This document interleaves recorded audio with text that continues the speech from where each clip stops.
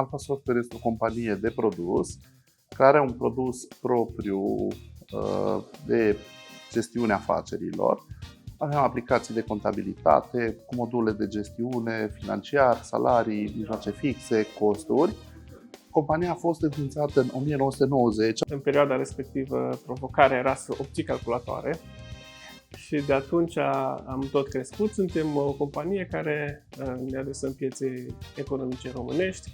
Ne ocupăm de optimizarea fluxurilor de business care au loc într-o companie.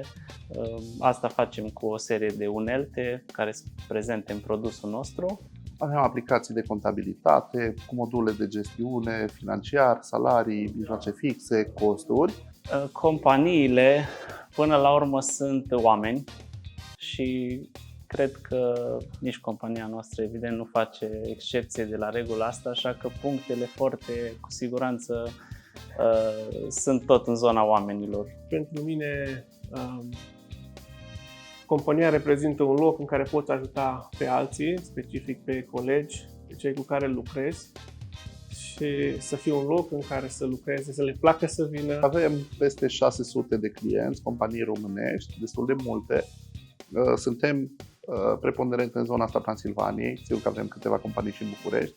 Și de asta spun, creștem odată cu clienții noștri. Transilvania Click Cluster ne ajută în mai multe sensuri.